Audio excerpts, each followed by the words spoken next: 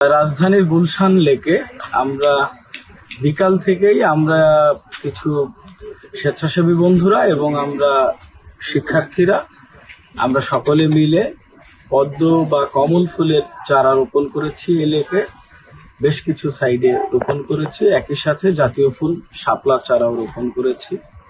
আপনারা ইতিমধ্যেই জানেন যে আমরা ঢাকা বিশ্ববিদ্যালয়ের সামাজিক বিজ্ঞান চত্বরের জলাধারে ধানমন্ডি লেকের কিছু অংশে ইতপূর্বেও পদ্ম এবং শাপলা ফুলের চারা রোপণ করেছিলাম। একইভাবে আমাদের এই কমল ফুল এবং শাপলা ফুলের চারা রোপণ করে আমাদের রাজধানী ঢাকা সহ সারা বাংলাদেশের জলাধারগুলো বা লেকগুলো বা এই বিনোদন কেন্দ্র যেগুলো আছে, যেখানে আমরা অবসরে সময় কাটাই কিংবা প্রাকৃতিক আবহাওয়ায় সময় যাপন করার চেষ্টা করি, সেখানে সৌন্দর্য বর্ধনের জন্য আমরা এই কাজটা করছি।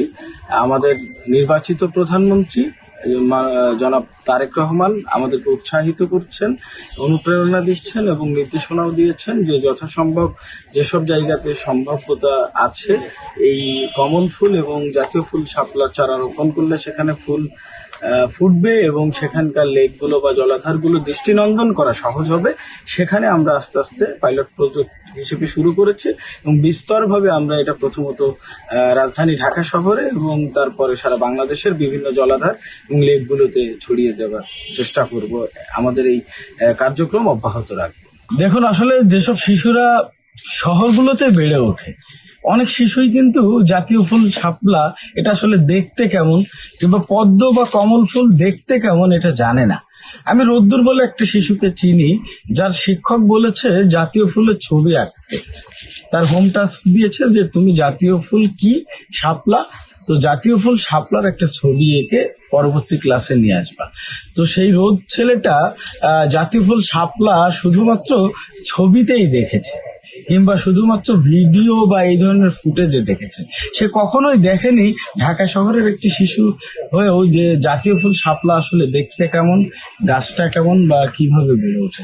তো সেই চিন্তা ভাবনা থেকেও আসলে আমাদেরকে উৎসাহিত করেছে যে জাতীয় ফুল শাপলা কিংবা কমল ফুল বা পদ্ম ফুল বা এই ধরনের অর্নামেন্টাল প্লান্টস যেগুলো আছে, যেগুলো ফুলগুলো আমরা অনেকেই, আমাদের পরবর্তী প্রজন্ম অনেকেই চেনে না, তো তাদের চেনার জন্য, জানার জন্য, শিক্ষার জন্য এটা অনেক বেশি উপকারী হবে বলে আমার মনে হয়। যদি এই জলাধারগুলোতে কিংবা এই লেকগুলোতে আমরা সাকসেসফুল হই, যে এই জলাধারগুলোতে বা এই লেকগুলোতে যদি পদ্ম ফুল এবং শাপলা ফুল ফোটে ইনশাল্লাহ, তবে নিঃসন্দেহে এই শহরের পরবর্তী প্রজন্মগুলো নিজে চোখেই দেখতে পারবে যে আসলে কমল ফুল দেখতে কেমন কিংবা জাতীয় ফুল শাপলা দেখতে কেমন।